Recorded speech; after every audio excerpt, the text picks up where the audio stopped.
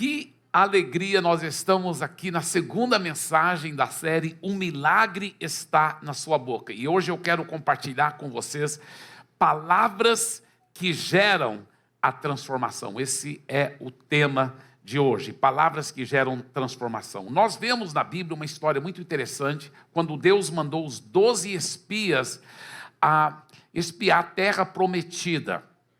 Por quê? Não porque se era para conquistar ou não, mas só para ver os pontos fortes, os pontos fracos, para eles poderem conquistar, porque Deus já havia deixado bem claro: eu já dou essa terra para vocês, eu vou capacitar vocês para conquistar essa terra. Mas quando esses 12 espias voltaram, 10 deles deram um relatório de incredulidade, mesmo que Deus havia dito: vocês dão conta e eu vou capacitar vocês para conquistar. Os 10 espias deram um relatório de incredulidade. Dos 12 espias, só 2, Josué e Calebe, que falaram que eles podiam, que nós podíamos sim fazer a vontade de Deus. Interessante que ninguém lembra do nome dos outros 10 espias, só lembram do Josué e Calebe. Então, os 10 espias versus Josué e Calebe. Vamos ver realmente como foi o relatório depois que voltaram, tá? O primeiro dos 10 espias, olha só, Números 13 e 31. Porém, os homens que tinham ido com ele disseram: não podemos atacar aquele povo, porque é mais forte do que nós. Tem cidades enormes, gigantes. E eles acabaram influenciando todo o povo de Israel com suas palavras de incredulidade.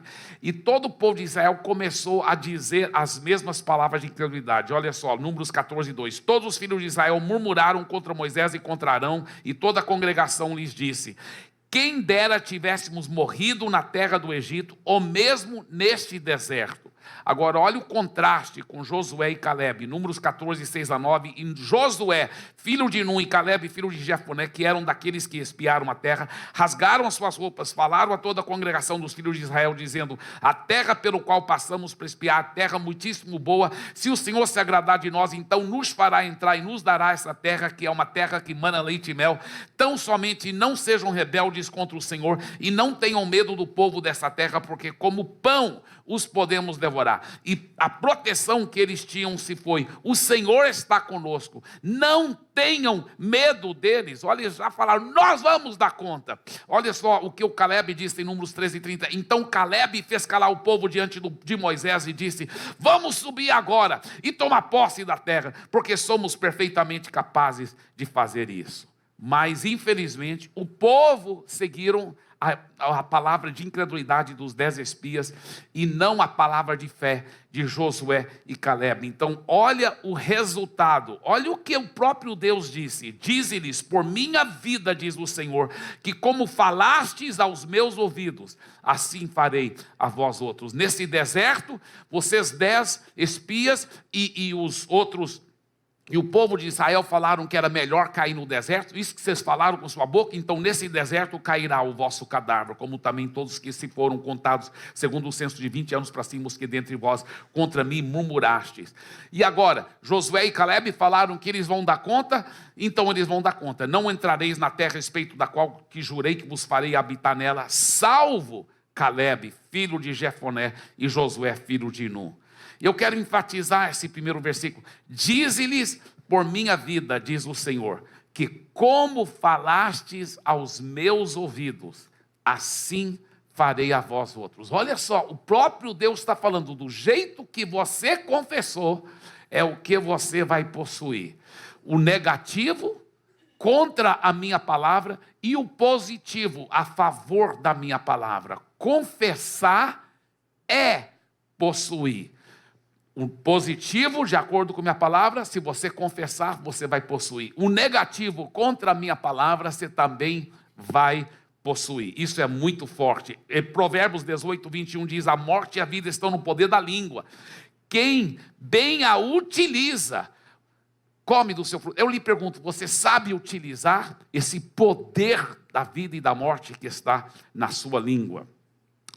Em primeiro lugar, as suas palavras podem se tornar um canal do poder de Deus. Agora, alguns têm entendido isso e levado para um extremo antibíblico, contrário, falar, olha, qualquer coisa que você falar, você consegue. Se você falar, você consegue. Isso não é verdade. Por exemplo, se você falar hoje mesmo eu vou para a lua e volto 3 vezes. Você não vai para a lua hoje 3 vezes e vai voltar. Por quê? Porque não tem nenhuma base na palavra de Deus que te promete poder ir para a lua hoje, entendeu? Você tem que ter base na palavra de Deus. Então eu lhe pergunto, são as palavras de quem na sua boca que vão te dar toda a autoridade e todo o poder? Veja Isaías 55:11, assim será a palavra que sair da minha boca, diz Deus, não voltará para mim vazia, mas fará o que me apraz e prosperará naquilo que a designei. Então olha, quando Deus libera uma palavra, e aí você pega a palavra dele e volta àquela palavra, aí ela sempre prosperará para aquilo pelo qual ela foi designada. Você está entendendo? Quando você pega a palavra de Deus e volta para ele, ela sempre vai prosperar.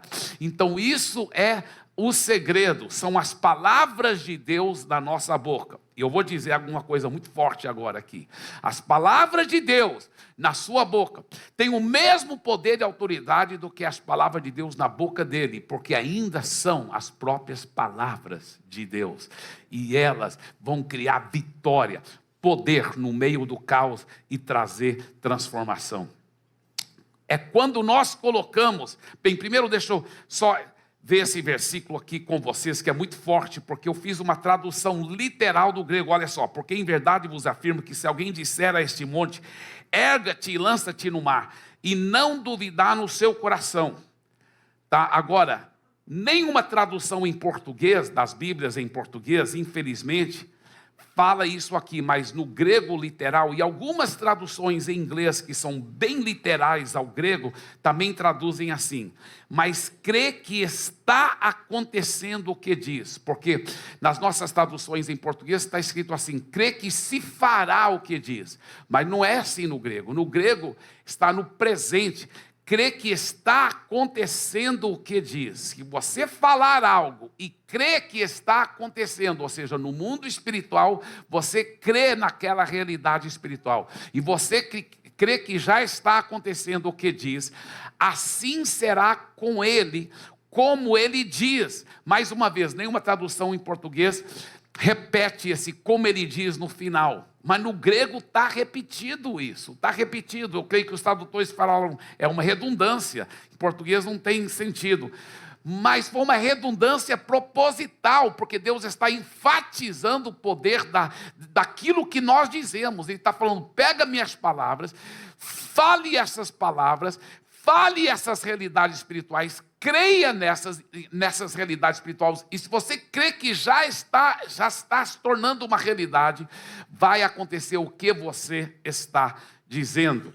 É quando nós colocamos as palavras de Deus na nossa boca em fé, é isso que faz toda a diferença. Eu lembro que eu tinha sempre estudado em escolas pequenas aqui no Brasil, e com 17 anos de idade eu fui fazer faculdade teológica, e eu entrei numa depressão muito grande. Eu estava sofrendo muita tristeza, muita depressão, uma cultura diferente, uma escola tão grande, tanta gente, eu não entendia a cultura dos americanos. Eu falava bem inglês, claro, porque só falei inglês, só estudei em escolas americanas aqui no Brasil, mas a cultura lá era diferente, e eu não estava entendendo porque eles estavam me tratando de certas formas, e eu não entendendo as coisas, e eu estava sofrendo demais.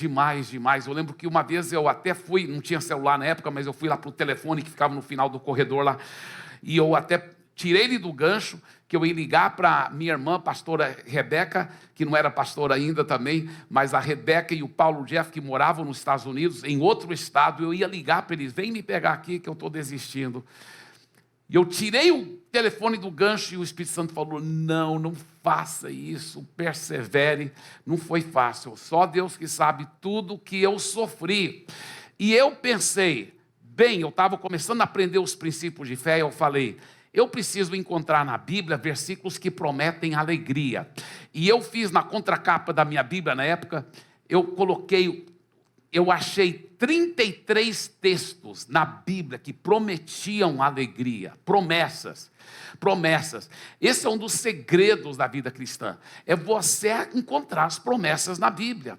A Bíblia fala, não vos torneis indolentes. Indolentes é uma palavra erudita que em português simplesmente quer dizer preguiçoso. Tem muita gente que trabalha no duro, não é preguiçoso na vida normal, mas na vida espiritual ele é muito preguiçoso, porque ele não encontra as promessas, ele não faz as listas dele, ele não fica declarando essas promessas. Ele fala, não vos torneis preguiçosos, mas imitadores daqueles que pela fé e a perseverança vão herdar as promessas, vão tomar posse das promessas. É importante você achar as promessas. Eu não era pastor nada, eu era um aluno de faculdade, mas eu encontrei as promessas que prometiam alegria. 33 dessas promessas como João capítulo 15, versículo 11, onde Jesus disse, a minha alegria eu vos dou, para que a vossa seja completa. Como Neemias capítulo 8, versículo 10, a alegria do Senhor é a minha força. Eu falei, bem, se eu tenho essa alegria infinita, sobrenatural de Deus dentro de mim, eu tenho que ver essa materialização na minha vida. E por alguns meses, pelo menos por várias semanas, eu ficava meditando naqueles versículos, ruminando até que eles se tornaram tão reais dentro de mim. Eu lembro um dia que eu estava em muita depressão, muita tristeza, eu peguei minha Bíblia, eu falei, hoje eu vou resolver essa parada, hoje eu vou resolver isso de uma vez por todas. Um garoto de 17 anos de idade, eu peguei minha Bíblia, eu entrei na floresta que ficava ao lado da faculdade. Eu gosto daquelas florestas, muitas vezes nos Estados Unidos, porque por causa do inverno, a neve, etc., muitas vezes mata muito do mato, então fica só as árvores. Ainda tem alguns entulhos, alguns matos, mas em geral dá para você andar e caminhar por meio daquele monte de árvores da floresta. E eu entrei lá dentro. E eu estava triste, deprimido. Eu imagino que os demônios estavam tudo fazendo roda ao redor de mim, né? Feliz da vida com a minha tristeza. O diabo fica feliz quando a gente está deprimido. E os demônios, nhé.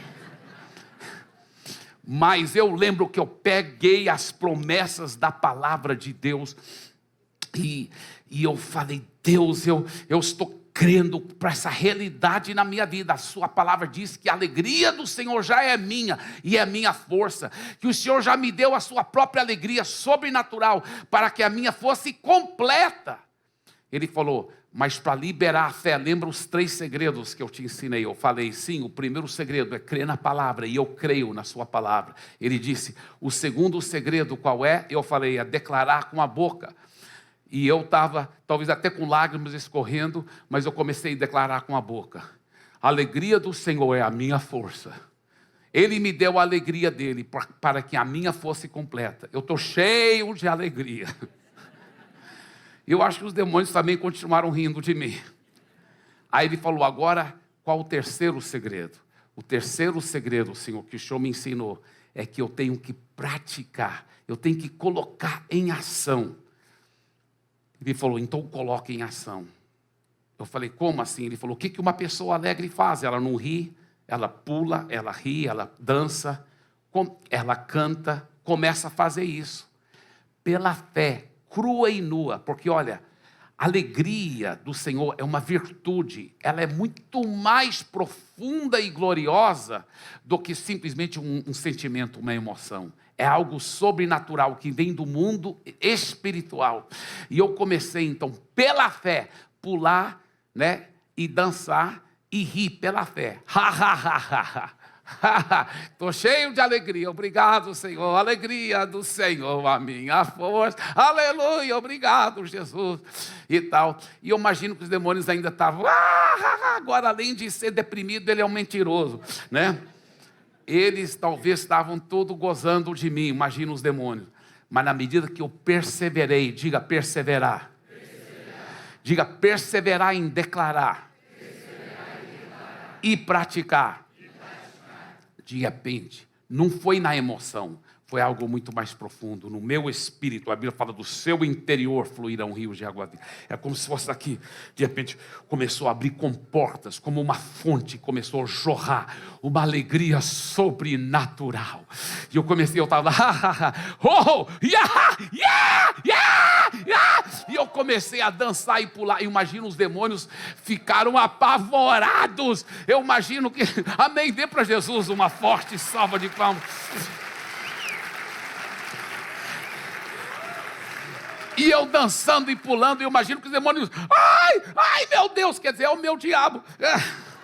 O que a gente faz agora? E eles começaram a fugir, eu imagino o mundo espiritual, eles fugindo, um tropeçando no rabo do outro, batendo chifre nas árvores. E eu continuei pulando e dançando e louvando a Deus. E Deus é a minha testemunha, nunca mais aceitei a tristeza na minha vida. Já fazem décadas, até hoje eu estou pulando essa vida com Jesus. Deus é. Pergunta para minha esposa, ela vai falar para você que ela nunca me viu deprimido. Ela sempre me viu cheio de alegria, de felicidade. Até hoje eu estou pulando, cantando e dançando, e até hoje os demônios estão fugindo em nome de Jesus. Dê para Jesus mais uma forte salva de palmas.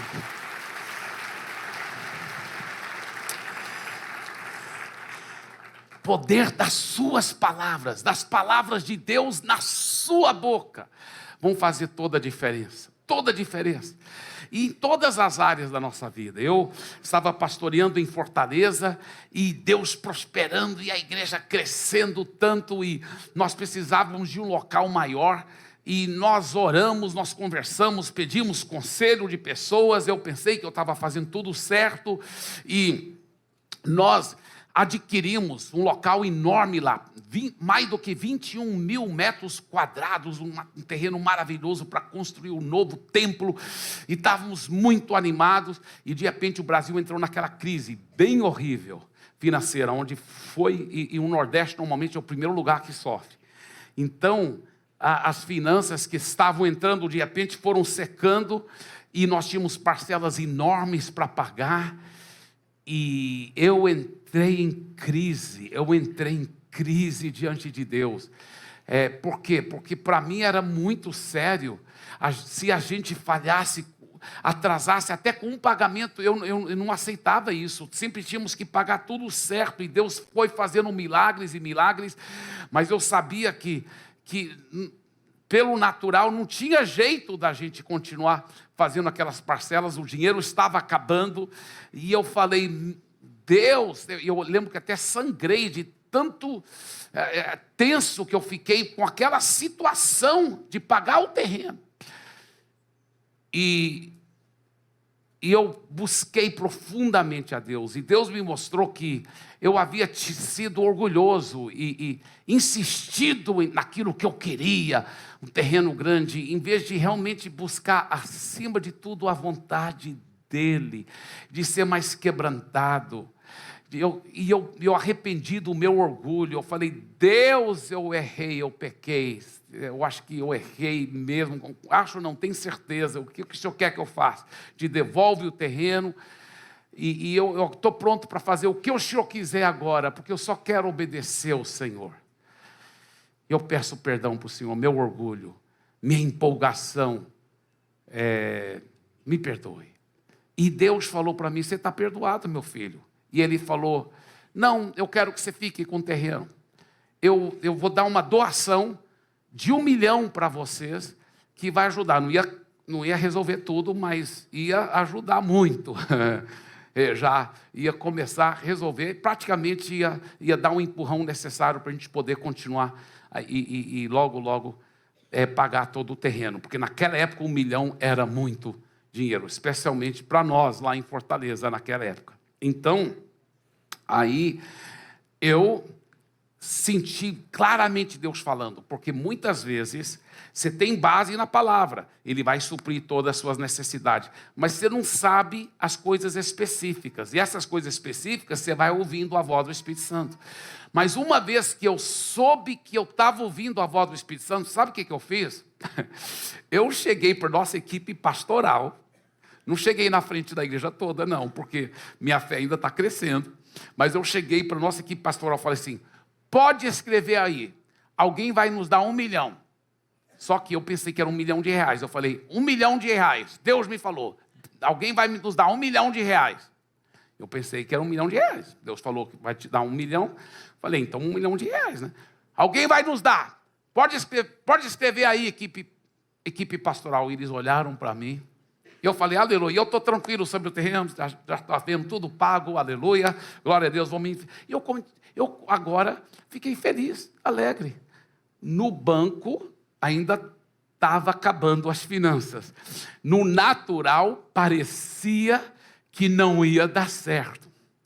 De repente, a história é bem comprida, mas um grande empresário cristão, muito dedicado a Jesus, lá dos Estados Unidos, falando com o nosso líder, pastor Paulo Jeff, falou assim, olha, se vocês fossem receber uma doação de $1 milhão, o que você faria, pastor Paulo Jeff? Pastor Paulo Jeff falou, eu ia ajudar lá a igreja de Fortaleza, para pagar o terreno deles. E o empresário falou, tudo bem, então eu estou dando para vocês $1 milhão. Não era R$1 milhão. Aí eu falei, Paulo Jeff, glória a Deus, Deus já tinha me falado que ia me dar $1 milhão, mas não sabia que era de dólares, aleluia. Aí nessa altura do campeonato, eu estava uma hora aqui em São Paulo, uns irmãos falaram, vamos lá para a padaria, vamos lá tomar um café na padaria. Nós descemos do carro, e aí um homem estava lá vendendo aquelas negócios de loteria, ele falou assim, quer $1 milhão? Eu falei, obrigado, já tenho $1 milhão. E eu falei, Deus, o Senhor é tão bom. Só que aí aconteceu o seguinte, era bem naquela época do Lava Jato, então os bancos estavam muito desconfiados, era uma doação vindo dos Estados Unidos, mas eles não queriam transferir, não queriam, demorou para transferir esse dinheiro, demorou uns 5 meses, finalmente o Banco do Brasil viu que estava tudo certinho, tudo correto, tudo prestado conta, aí falaram, tá, então não é coisa do Lava Jato, é coisa certa. E eles transferiram o dinheiro. Mas deixa eu te falar o que aconteceu. Naquela demora de 5 meses, aconteceu assim com $1, fez assim, vum! Então $1 milhão de repente estava valendo muito, muito mais reais. Logo que foi transferido, o dólar baixou de novo. Eu vou te falar, não só deu para pagar todo o terreno, deu para investir lá, colocar ar-condicionado, enfim. E o prédio está lindo lá, cabe milhares de pessoas para a glória de Deus. Dê para Jesus uma forte salva de palmas.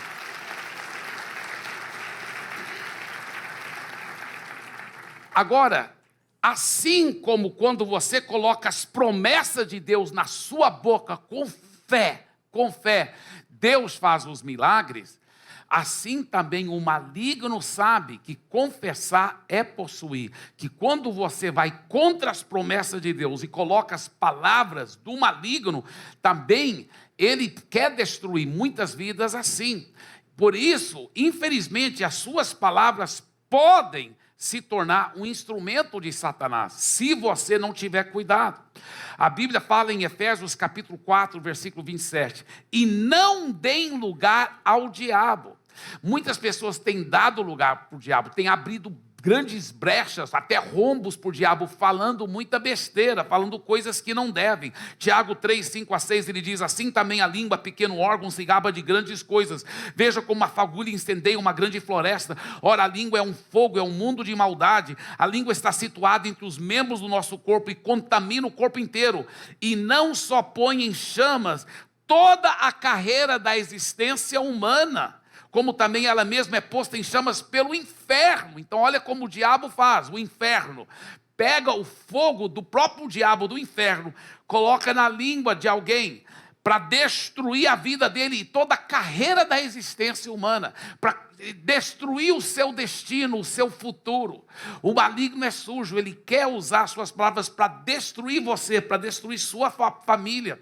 Por isso que é importante vigiar as nossas palavras. A realidade é essa: se você hoje está derrotado em qualquer área, você foi derrotado pelos seus lábios. Você talvez sem perceber ficou declarando palavras de derrota e acabou colhendo a semeadura das suas próprias palavras. O maligno treinou as pessoas do mundo para falar, para cantar um monte de besteira, de morte, de destruição.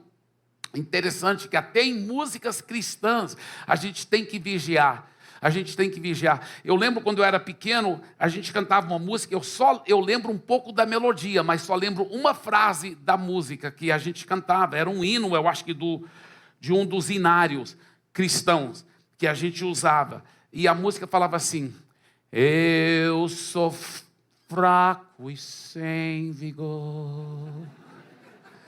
Na, na, na, na, na, na, na, na, na. E continuava a música. Mas eu lembro dessa frase. E o diabo treinou os cristãos para ficar falando. E até parece ser uma coisa humilde, né? Sou fraco, Senhor. Eu sou fraco e sem vigor.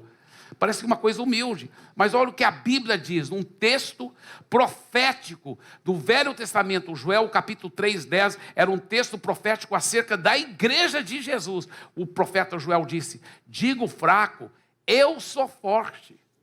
E lá em Efésios ele diz: seja fortes no Senhor e na força do seu poder.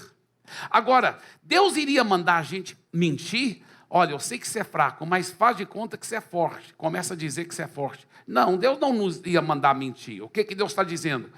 Na sua própria força, você é fraco. De si mesmo, você é fraco. Mas se você não está na sua própria força mais, agora mora alguém que é eternamente, infinitamente forte, ele está dentro de você, maior é aquele que está em nós do que aquele que está no mundo. E ele está dizendo, então toma posse dessa realidade espiritual. Tome posse dessa realidade. Para de acreditar na mentira do diabo que você é fraco e começa a declarar a realidade espiritual. Começa a dizer, eu sou forte. Deus não nos mandaria mentir. Ele está mandando a gente falar a verdade, a realidade espiritual. Ele diz, diga, eu sou forte. Vamos dizer todos juntos? Eu sou forte. Diga, eu sou forte no Senhor e na força do seu poder. Amém. Então nunca mais aceite essa mentira do diabo, né? Tem crente que parece galinha de Angola. Eu sou fraco, sou fraco, sou fraco. Sai fora, galinha de Angola. Em nome de Jesus. Diga mais uma vez, eu sou forte no Senhor e na força do seu poder. Aleluia. Outra música que a gente cantava muito, na época, os mais antigos aqui vão lembrar, uma música até bonita, uma parte dela, fala assim, ó: dei um sorriso só, sorriso aberto, sorriso certo, cheio de amor. Dei um sorriso só, sorriso aberto, sorriso certo, cheio de amor. Quem tem Jesus gosta de cantar, vive sempre sorrindo, mesmo quando não dá. Antibíblico isso. É antibíblico. Quem diz mesmo quando não dá? Olha só como o maligno sutilmente, veja bem, olha o que a Bíblia diz, 2 Coríntios 2,14. Mas graças a Deus que sempre nos conduz vitoriosamente. Ele não fala assim, algumas vezes te conduz vitoriosamente, outras vezes não dá. Não. Ele sempre nos vitoriosamente. É a palavra de Deus. E se você fizer um estudo bem profundo no grego dessa palavra sempre, ela significa sempre. Ele sempre nos conduz em triunfo, amém? Ele sempre nos conduz vitoriosamente. Diga, Ele sempre me conduz vitoriosamente. Ah, pastor, mas eu não vejo isso. Sabe por quê?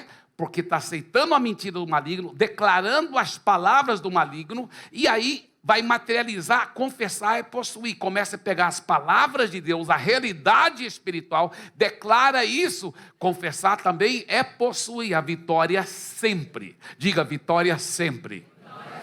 Aleluia, aleluia. Aí a música piorava ainda mais.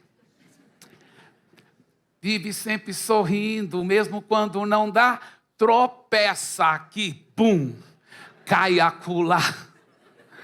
Meu Deus, Pelo menos no final da música melhorava. Fala assim: mais depressa levanta e começa a cantar. Mais depressa. Amém. Muito bem. Se caiu, se tropeçou, levanta rápido. Tá certo. Glória a Deus que ele não ficou desviado. Cara, levantou. Glória a Deus. Mais depressa levanta e começa a cantar. Mas esse negócio de tropeça aqui, cai acolá, é isso que o diabo quer que os cristãos cantam. E ficam cantando. E na época, anos atrás, quando essa música era bem popular, quantos jovens ficavam cantando? Tropeça aqui, cai acolá. E eu lembro daquela época, eu lembro, porque eu também era jovem. Quantos jovens caíram em imoralidade, tropeçavam em pornografia, em imoralidade, em pecado, mas ficavam cantando isso, cantando. Confessar é possuir. Agora, o que diz a palavra? O que diz a palavra? Olha como essa música era tão antibíblica. Tropeça aqui, cai acolá. Olha o que a Bíblia diz, Judas 1:24. Ora, aquele que é poderoso para vos guardar de tropeços e para vos apresentar com exultação imaculado diante da sua glória. Isso que a palavra diz. Olha 2 Pedro 1:10. Procedendo assim, jamais tropeçareis em tempo algum. Aleluia. Mas os jovens gostavam muito da música. Eu fiquei com pena. Pensei, eu vou mudar a letra. E mudei a letra da música. Quem tem Jesus gosta de cantar, vive sempre sorrindo, porque sabe ganhar. Não vai cair, glória, nem tropeçar, porque tem a vitória e só sabe ganhar. Yes, amém, aleluia. Agora veja, suas palavras podem ser usadas para a sua própria transformação. Então você quer vencer um vício, você quer vencer um hábito mau, você quer vencer esse gênio ruim que te faz muitas vezes brigar em casa. Suas palavras, claro que tem muitos princípios da palavra de Deus, princípio de ser batizado com o Espírito Santo, tem muitos princípios, mas um dos princípios para a sua própria transformação é usar as suas palavras. Suas palavras podem ser usadas para a sua própria transformação. Eu amo esse versículo, Provérbios 18:20, do fruto da boca o coração se farta. Você quer que seu coração seja transformado? Fica falando, porque do fruto da boca o seu coração vai realmente sendo transformado. Do que produzem os lábios, ele se satisfaz. Agora, é comprovado, tá, que não só pela Bíblia, até pela neurociência, que seus pensamentos vão determinar como será a sua vida. O pastor Craig Groeschel disse algo muito forte. Ele disse: sua vida sempre irá na direção dos seus pensamentos mais fortes. Isso é comprovado.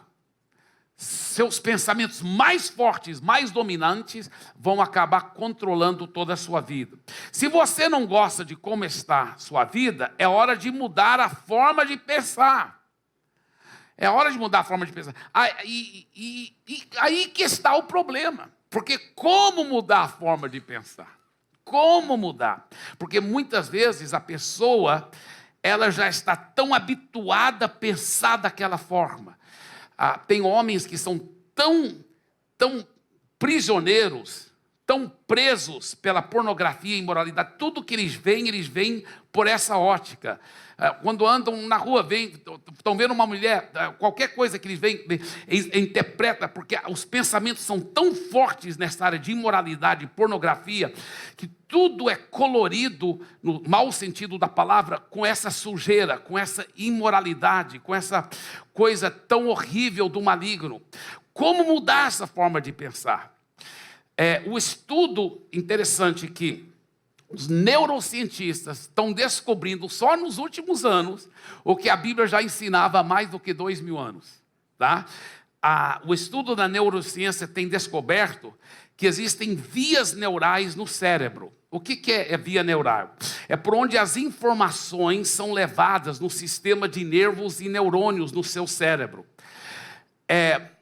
Por onde os nossos pensamentos mais fortes e repetitivos andam no nosso cérebro, pode então criar vias neurais. Por quê? Porque o cérebro quer economizar energia. Então, se você acostumou a pensar numa certa linha, ele vai querer toda hora pensar naquela linha para você não precisar de raciocinar todas as vezes e economizar energia.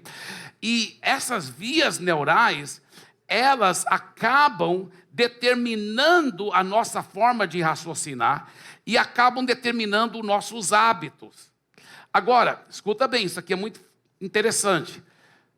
Os neurocientistas têm descoberto o seguinte, que todos têm o que os psicólogos chamam vieses cognitivos, que são raciocínios distorcidos que acabamos acreditando muito naquelas mentiras. Então, isso tem sido realmente comprovado. Todo ser humano em uma área ou outra. Talvez uma área é na área financeira. Ele pensa assim, tudo que eu faço nunca dá certo. Outro pensa assim, é na área sentimental. Eu nunca consigo ser feliz num relacionamento. Enfim, o diabo conseguiu fazer esses vieses cognitivos que acabam criando no nosso cérebro raciocínios distorcidos que acreditamos.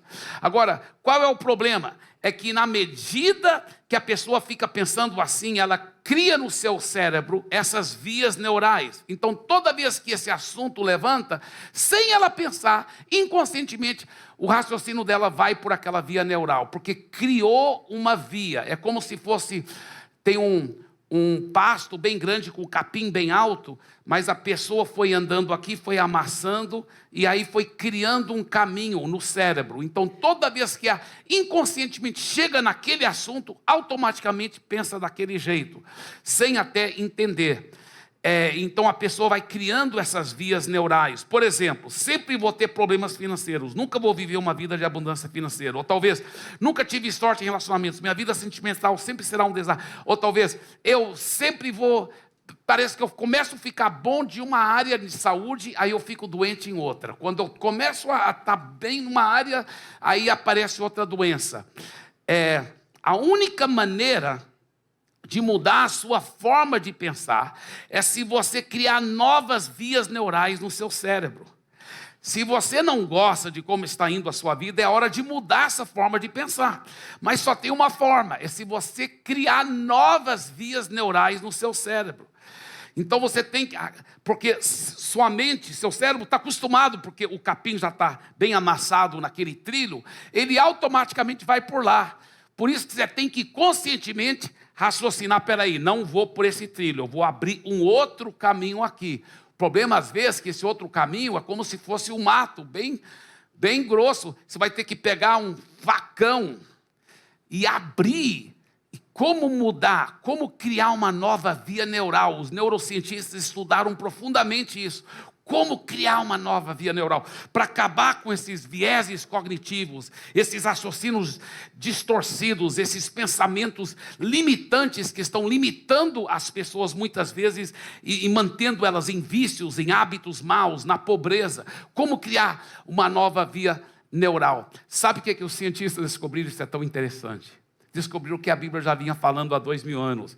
Eles disseram o seguinte: a forma de criar uma nova via neural é você pegar a verdade que combate aquela mentira, aquele raciocínio distorcido, aquele pensamento limitante. Você pega a verdade que combate aquilo e fica falando com a sua boca. Os neurocientistas estão falando isso. Você tem que ficar falando com a sua boca. Por quê? Porque eles descobriram o seguinte, que os nervos da fala humana está diretamente ligada com a parte dominante do seu cérebro. Então, quanto mais você fica falando, você vai criar uma nova via neural. Você tem que pegar as verdades que combatem aquelas mentiras e fica falando. Agora, se no mundo natural da neurociência isso funciona, quanto mais no mundo espiritual você pegando as próprias palavras de Deus e declarando, aí, meu irmão, vai funcionar não só bem mais rapidamente, mas bem mais eficientemente, porque são as palavras do próprio Deus, amém? Por isso que Deus já tinha dito isso mais do que 2000 anos atrás, Provérbios 18, 20, o fruto da boca, o coração se farta, do que produzem os lábios se satisfaz. Agora, se você está esperando ver a manifestação da vitória, cura, bênção financeira, transformação da sua família, vitória sobre os pecados, você está esperando isso acontecer só para depois declarar e dar o seu testemunho. Eu já tenho essa vitória. Se você está esperando isso acontecer só para depois falar, você está enganado. O segredo é pegar as verdades e começar a declarar: eu já estou curado pela chaga de Jesus. Eu e a minha casa já servimos o Senhor. O pecado não tem domínio sobre mim. Eu sou um homem puro que ando em santidade e controlo os meus olhos em nome de Jesus. Vai falando as palavras de Deus, vai declarando, vai confessando. Agora, Efésios 1:3 mostra que Deus já nos deu todas as bênçãos, só que elas estão no mundo espiritual.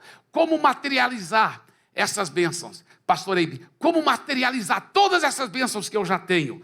Então, lembre-se desses 3 segredos. Nunca esqueça desses 3 segredos. Primeiro, creia na realidade espiritual.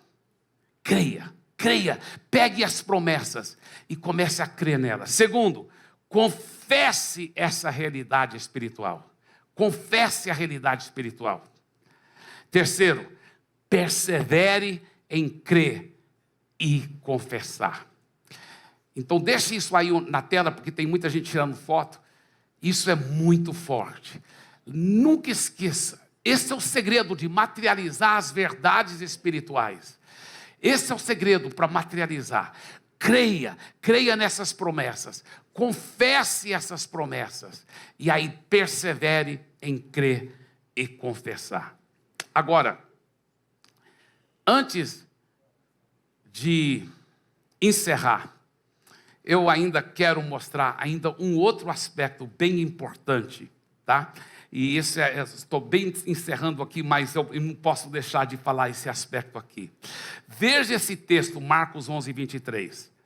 Mais uma vez: porque em verdade vos afirmo, se alguém disser a esse monte, erga-te e lança-te no mar. Agora, por que a pessoa estaria derrubando? É um monte espiritual, obviamente. Por que a pessoa estaria derrubando um monte? Porque é uma coisa que está impedindo o seu caminho de fluir. Talvez é um monte de dívidas, talvez é um monte de doença, talvez é um monte de problemas na sua família, no seu casamento, talvez é um monte de pecado que você não está conseguindo vencer, um vício. Agora, olha que Deus fala, Ele diz que é para dar uma ordem.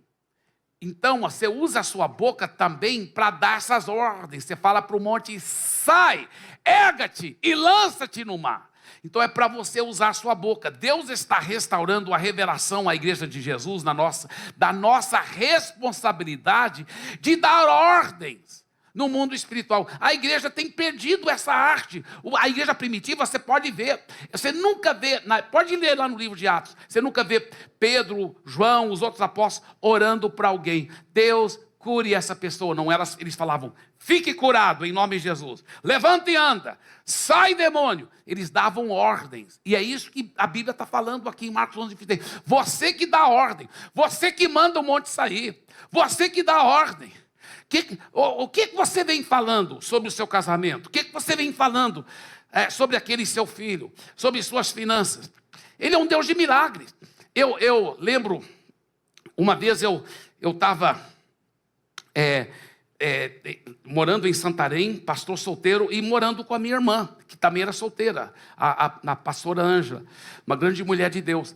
E nós estávamos lá, e minha mãe estava tratando da saúde nos Estados Unidos, só que o coração dela estava entre num fio assim, e de repente o coração dela parou. Ainda bem que ela estava lá no hospital, que eles fizeram aquela máquina assim, né?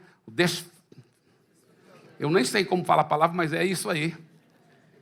E tchum! E ela ressuscitou. E ela estava lá entre a vida e a morte. E nós orando. E de repente eu lembrei desse segredo, de dar ordens. Eu lembro que eu entrei no meu quarto, eu tranquei a porta, eu falei: olha, diabo, acontece que você mexeu com a pessoa errada.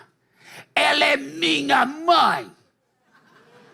Você está mexendo comigo, cara, porque ela é minha mãe, e eu estou te ordenando, em nome de Jesus, sai!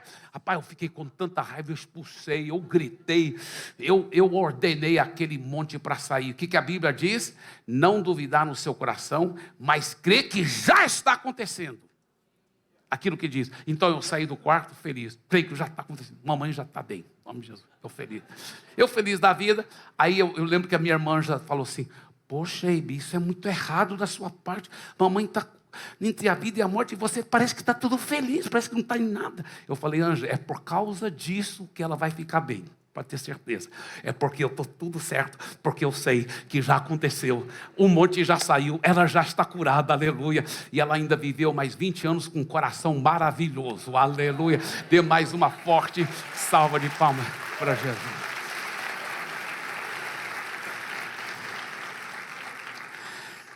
E você? E você? Eu falei para os homens ontem sobre isso. Talvez tenha um porco sujo que entra na casa, viu, mulher? Um porco sujo entra na sua casa. Talvez você mora num bairro onde tem perto de uma fazenda. Acho que não, aqui em São Paulo não tem, né?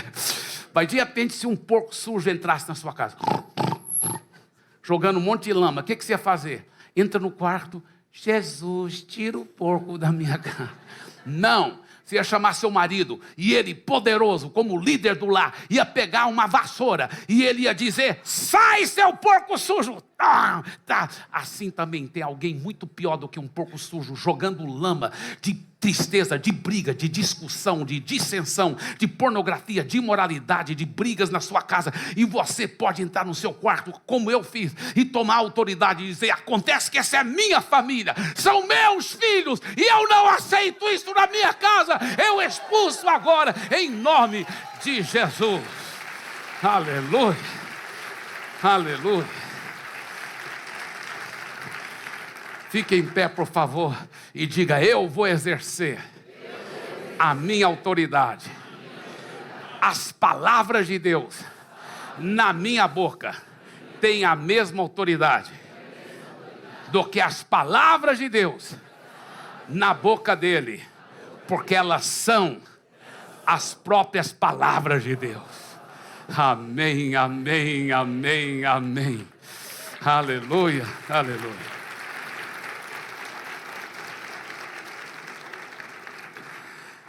Enquanto os pastores e líderes estão vindo aqui, pastores e líderes de Life Group, eu sei que daqui um pouco o pastor Giovanni vai estar dirigindo aqui, eu vou estar indo para o Campus Eldorado para pregar, mas eu quero declarar algumas palavras de fé e autoridade sobre a sua vida. Eu declaro sobre a sua vida que você vai cada vez mais crescer em intimidade com Deus.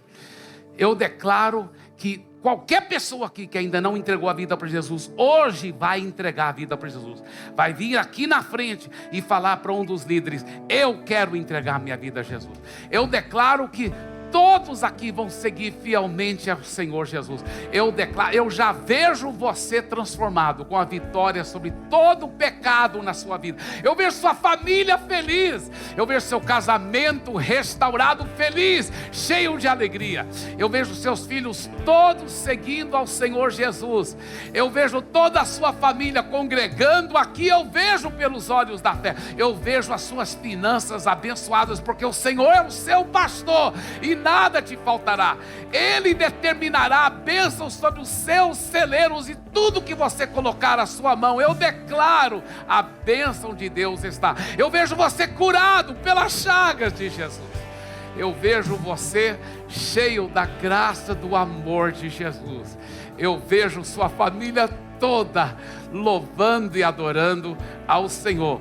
Porque a Bíblia diz: os filhos do homem e da mulher que temem ao Senhor serão poderosos na terra prometida, e os seus descendentes serão abençoados. Você recebe isso? Dê para Jesus uma forte salva de palmas, em nome de Jesus.